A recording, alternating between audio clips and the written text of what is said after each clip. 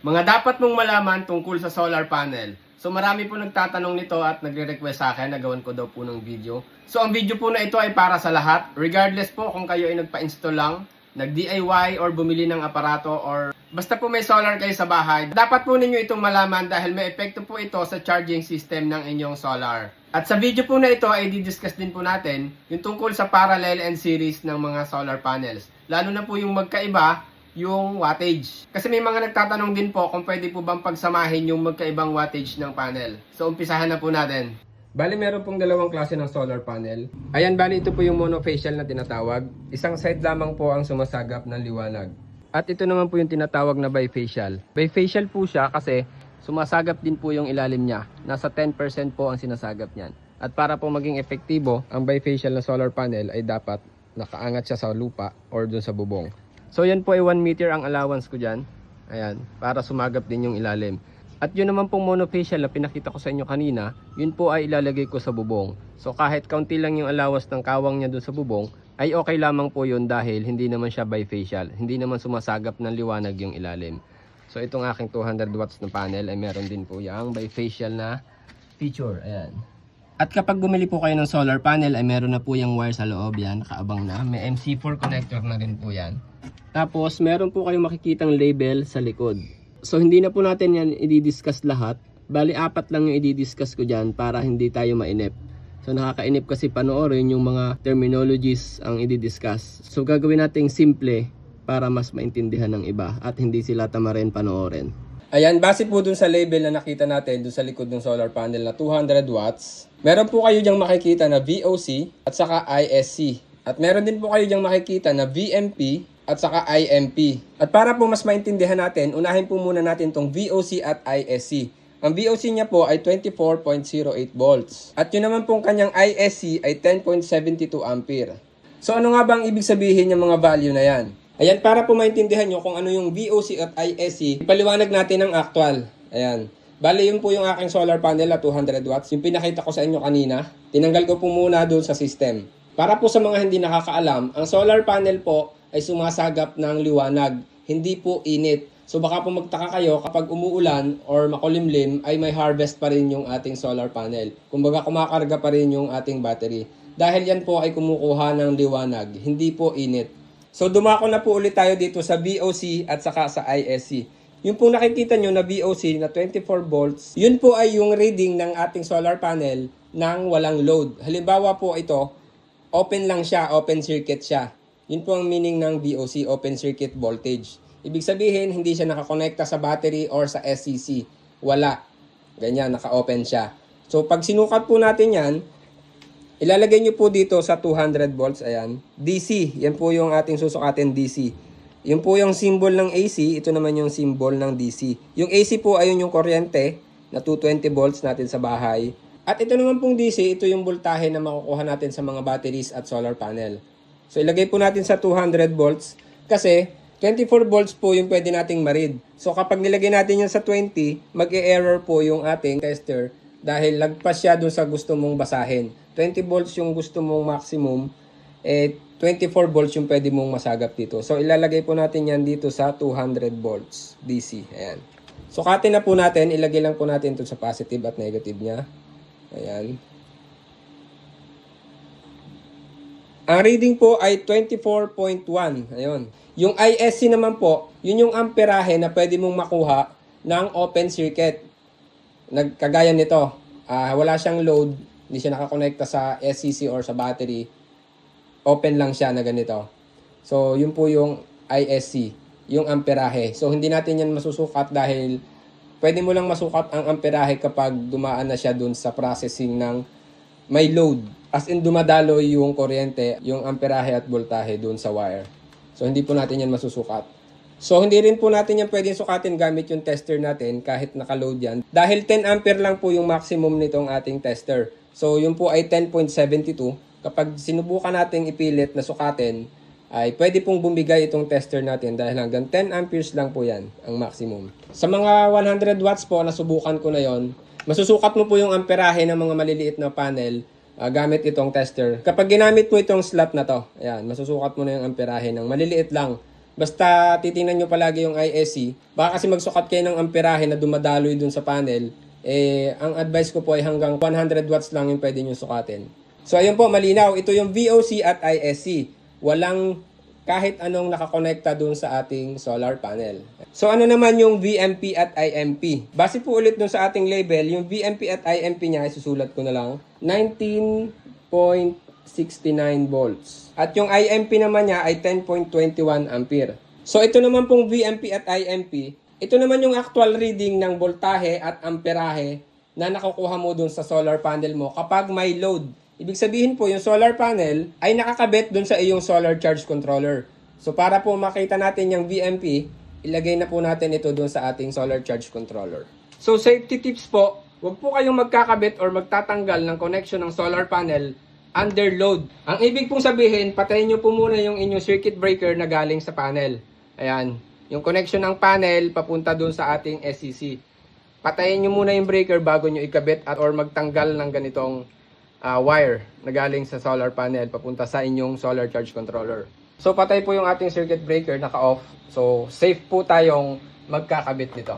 At ang isa pong dahilan kung bakit dapat patayin muna yung circuit breaker bago kayo magtanggal or magkabit ay para po hindi magkaroon ng spark. Kasi po yung loose connection, dun po nag-uugat yung sparks at pwedeng magkaroon ng sunog dahil doon. At ang isa pa po, kung marami po yung solar panel nyo na nakakonect, ay pwede po kayong makuryente dahil 50 volts pataas po ay pwede na kayong makuryente dyan. So ito po yung isang paraan para masukat natin. So bali ito pong aking ay malabo, hindi nyo makikita yung voltahe at amperahe. So i-on muna natin itong ating circuit breaker. Ayan. Tapos tatanggalin natin ito. So ang sabi po ay 19.69 volts yung pwedeng makuha nating value kapag may load na yung ating panel. So ayan, tingnan nyo lang po itong ating tester. Positive, negative. Ayan. Ayan, 14.1 volts po yung nakuha natin na reading na voltage ng ating 200 watts na panel under load. May load po. Kumbaga ay nakakonect yung panel doon sa ating SCC. So hindi po natin masusukat ngayon yung ISC dahil sira na po ang display nitong aking SCC. So para po magbigay na example, ito yung aking isang SCC. Ayan, MPPT po yan. SRNE yung tatak. Ayan. Ayan, yung amperahe ay naka-display. Sira na kasi yung isa ko. Nag-charge pa naman yon pero hindi na nga nagdi-display yung voltage at wattage at yung amperahe nun. So ayan, dito nyo yung makikita. 28 ampere. So yan po yung nakukuha ko galing dun sa ating solar panel. At yan, sana po inalinawan kayo kung ano ba yung VOC ISC at yung VMP IMP. So may isa pa po tayong i-discuss dyan sa label. Meron pong nakalagay dyan na maximum series fuse rating. At ang nakalagay po dyang value ay 15A. Ibig sabihin po ay 15 ampere. So ano nga ba yung 15 ampere na yan? So yan pong max series fuse rating na 15 ampere. Yan po ay pwede natin pagbasehan ng sukat ng circuit breaker na pwede natin gamitin doon sa isang 200 watts. Sa isa. Yun po ang ibig sabihin na sa isang 200. Kung kayo po ay nakaparallel na dalawang 200 watts, hindi po kayo pwedeng magbase dito dahil nakaparallel po kayo. Tumaas po yung amperahe. Pero kung naka-series po kayo, pwede pa rin pong dito kayo mag-base. So paano nga ba yan nakuha? Ito po ang titingnan nyo, itong ISC ng inyong solar panel. 10.72 ampere. Ita-times mo lang po yan sa 1.25. Yan po ay para sa safety factor ng continuous load. So may nagtanong din po nito kung para saan ba itong 1.25 nito. Ito po ay according sa PEC or NEC. Yung Philippine or National Electrical Code. So yung pong safety factor na 1.25, yan po ay ginagamit para dun sa ating breaker. Halimbawa po ang ISC natin ay 10 ampere. Hindi po pwedeng 10 ampere yung ilagay natin dyan na circuit breaker. Dahil pag po tumagal yan ng 3 oras pataas, ay pwede pong tumaas yung amperahe na dumadaloy dun sa ating wire at siya ay mag-init. At dahil po sa pagtaas ng amperahe at pag-init ng ating wire, ay kailangan pong magkaroon ng circuit breaker na puputol dun sa connection na yon. At yung circuit breaker po, siya po yung magiging protection ng ating wire para hindi po masunog.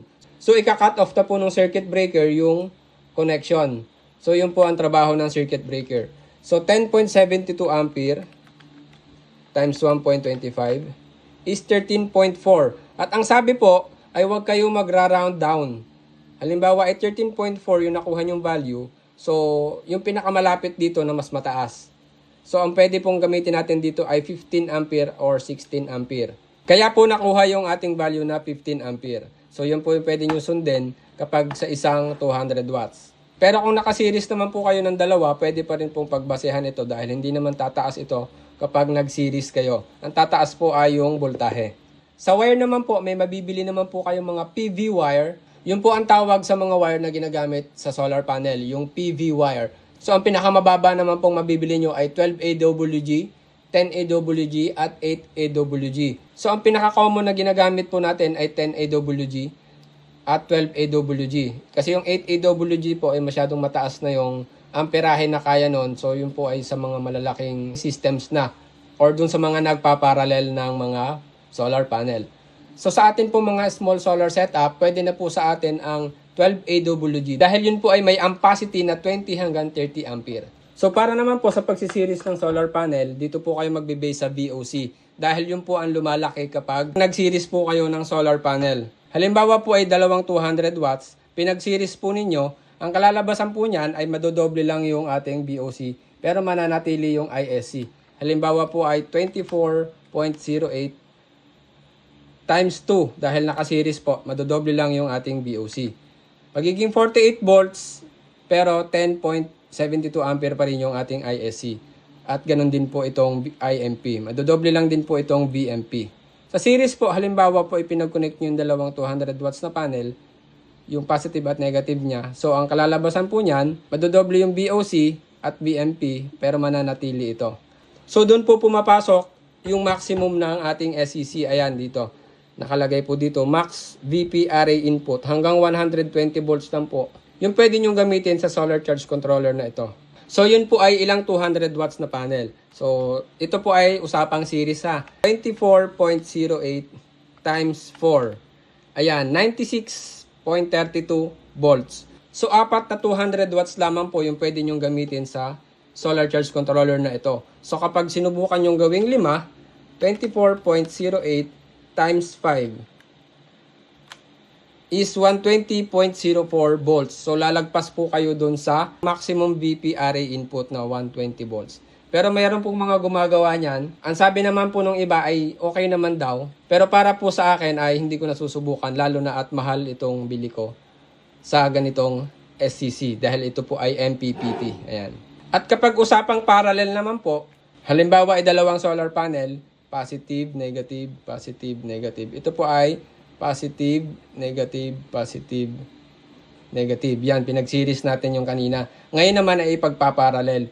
Ipagkokonekta itong positive sa positive at negative sa negative para yung output ay magiging madodoble yung amperahe.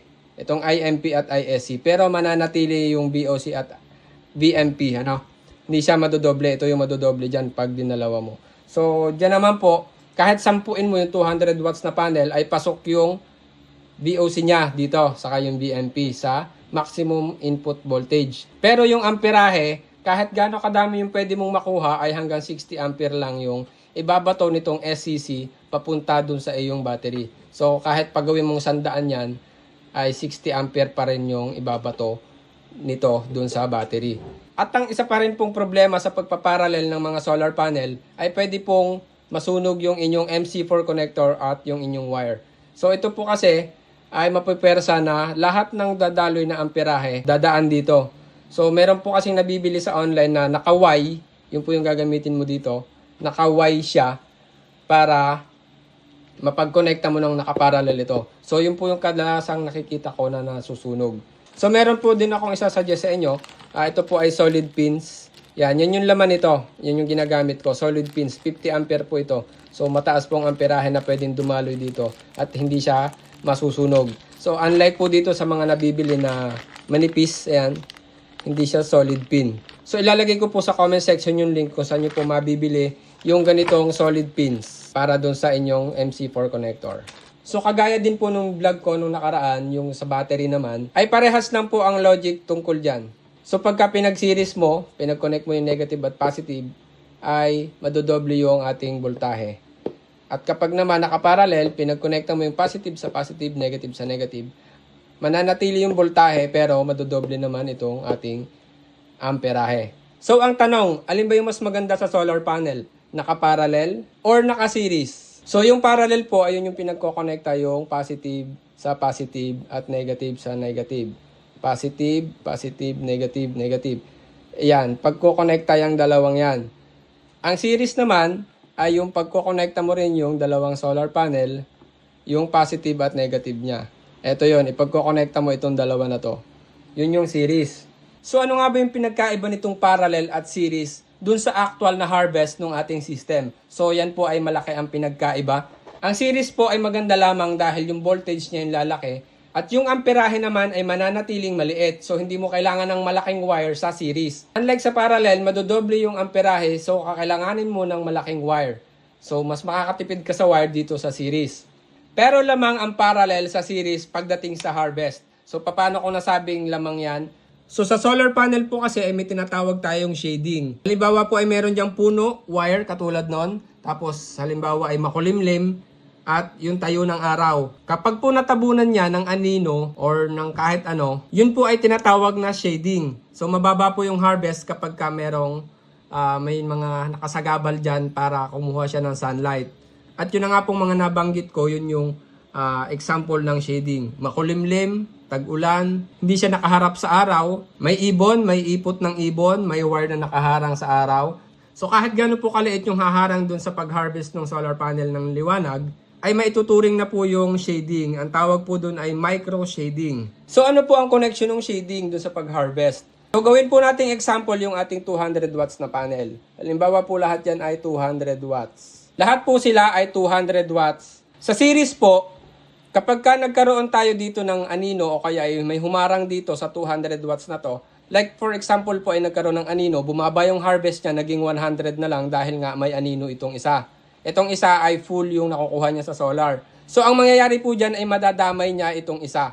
So sa halip na 200 watts yung nasasagap nito, dahil may shading po dito sa kabilang solar panel, magiging 100 na lang din po yung masasagap nito.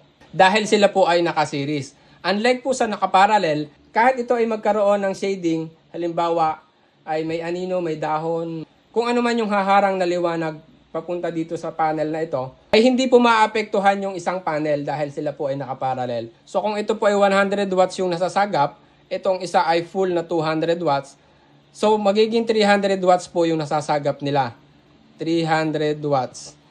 Dahil sila po ay nakaparallel. Unlike dito sa kabila, na dahil 100 watts lang, dahil may shading itong isa, ay magiging 200 lang siya. Dahil nadamay itong isa. Sa halip na 200 watts ay naging 100 dahil nga magkasiris sila. So 100 plus 100 is 200 watts. So yan po yung pinagkaiba ng pag-harvest ng parallel at series. Pero para sa akin po ay mas recommended pa rin po ang series. So yun po yung epekto sa solar panels ng naka-series at parallel. At yung pong epekto na yun ay tinatawag na bottleneck effect. So yung pong bottleneck effect ay umiikot lamang dito sa series. Hinihila nung mahinang harvest yung malakas na harvest. Kahit 200 watts yung nasasagap nito, dahil mahina ang sagap nitong isang solar panel na ito, ay nadadamay niya, nahihila niya yung 200 watts na maging 100 watts. Yun nga lamang po, sa parallel connection ay mag-iingat po tayo dahil mataas po ang amperahe niyan, pwede pong masunog yung ating MC4 connector at saka yung ating wire. Lalo na kapag hindi natin kinompute yung dadaloy na amperahe doon. Dahil nga nakaparallel tayo ay tataas yung amperahe. So may isa pa po tayong senaryo at dito naman papasok yung sinasabi ko kanina na para sa lahat itong video na ito. Halimbawa po kayo ay nagpa-install lamang ng solar panel sa inyong bahay or kayo ay bumili or nagdi-DIY. So para sa lahat po itong senaryo na ito. Halimbawa po ito yung ating bahay, ito yung bubong. Meron po tayong kinabit dito or pinakabit na solar panel at meron din dito. At halimbawa po itong side na ito ay facing east. Dito sumisikat yung araw. Pag ganun po ang sikat. At ang palubog ay papunta dito. Sa senaryo po na ito ay paliliwanag ko sa inyo yung epekto niyan. May tinatawag po tayong string. So yung pinakita ko sa inyo kanina na wire, ayan. Ang tawag po dyan ay one string. Papunta dun sa ating solar charge controller. Meron pong mga hybrid na 2 string ang pwede. Halimbawa po ay dalawang solar panel na ganyan. Isang 200 at isang 300 watts. So mayroon pong mga hybrid inverters ngayon na pwedeng dalawang string. Halimbawa ay isang wire na ito papunta dun sa ating SCC at yung 300 watts na panel na isa ay may kanya ring wire papunta dun sa inverter. So para po mas maintindihan, yung mga inverter po natin na hybrid, ay dalawa yung MPPT niyan. So, pwede pong one string, halimbawa ay isang panel or series of panels, yan. Ganyan. Ito pong tawag dito ay one string.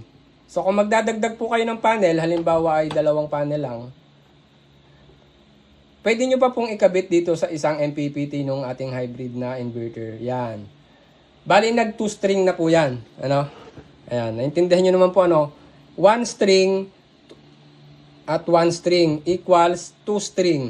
So, yung akin pong setup, kagaya nitong aking MPPT, ay 1 string lang po ang pwede dito. Nakalagay naman yan dyan. Ayun.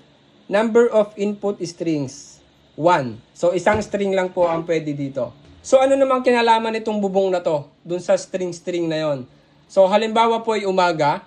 So, direct sunlight po yung nakukuha nitong mga panels na nandito sa kabilang bubong. Unlike dito na mahina pa yung sagap kasi facing west siya. Hindi kagaya dito sa kabila.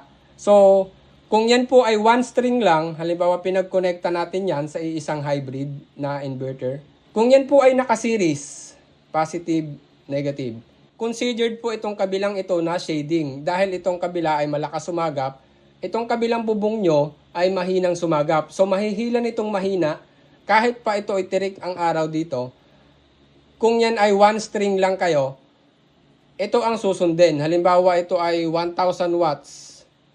Ayan. Itong kabila naman ay 200 watts. Kahit direct sunlight at full yung nakukuha niyang 1,000 watts, mahihila nitong 200 watts. 200 watts lamang ang kalalabasan niyan. 200 plus 200 is 400 watts yung makukuha nyo. So, yan po ay mangyayari lamang kapag series. Unlike sa parallel, so regardless po yan kung mahina man ang sagap nito, kung nakaparallel, positive, negative, positive, negative. Ayan. Kung itong positive na ito ay magkakonekta papunta dito at itong negative na ito papunta dito, kahit po mahina ang sagap nitong 200 watts, ay full pa rin pong 1,000 watts yung masasagap dito sa kabila. Hindi madadamay nung mahina dito. So, walang bottleneck effect na mangyayari. Walang shading effect na mangyayari. 1,200 watts yung kalalabasan nung harvest. 1,200 watts. So, ano ba yung pinakamagandang gawin? Dapat po, maobserbahan ninyo yung inyong solar panel sa bahay kung 2 string. Kung dalawang wire po yung makikita ninyo. Yung pong 2 string na tinatawag ay yung ganito. So, kung ito pong inverter nyo naman ay hybrid at dalawang MPPT po ang nakalagay dyan. So, pwede po kayong mag 2 string. Halimbawa, itong side na ito at itong side na ito ay wala silang connection sa bawat isa. Ano, wala silang connection sa isa't isa. So, magkahiwala yung wirings nito papunta dito sa MPPT nitong isa. At itong isa naman ay papunta rin dito sa isa na MPPT. Magkaiba sila ng wire, magkabukod. Kagaya nito. Hindi kagaya kanina, iisang wire at iisang MPPT. So, yan po ang pinaka-the best gawin, dalawang MPPT. Kaya po ako ay bumili ng isa pang MPPT. Ito po yung aking MPPT na isa. At yun po yung aking MPPT na isa. Dahil bumili nga ako ng panel, yung pinakita ko sa inyo kanina nung unang-unang video, yung dalawang panel dun sa garahe na hindi siya bifacial, monofacial.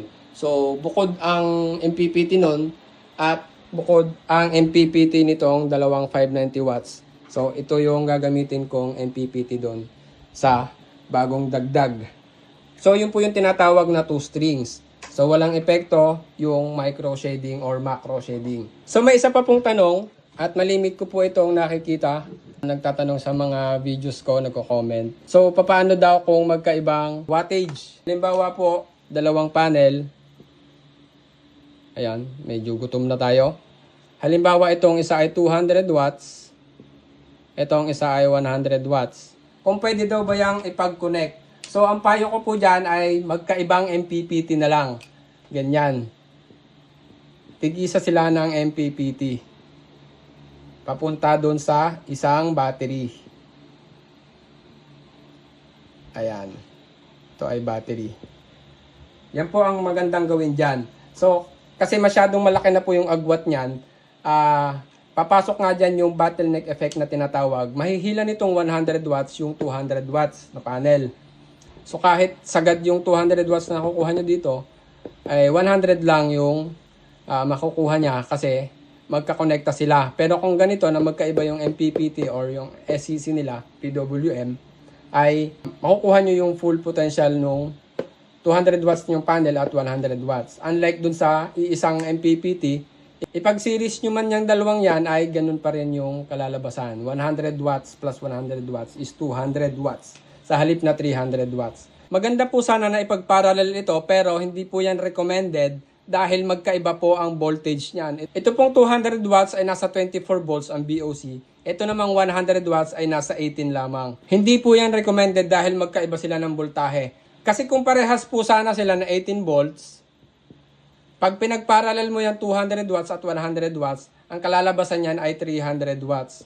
Pag pinag-parallel. Kaso ay magkaiba sila ng voltage. 24 volts ito. Magkakaroon pa rin ng bottleneck effect. Hihilahin itong 18 volts nitong 100 watts, itong 200 watts. Yun pa rin po ang mangyayari dyan.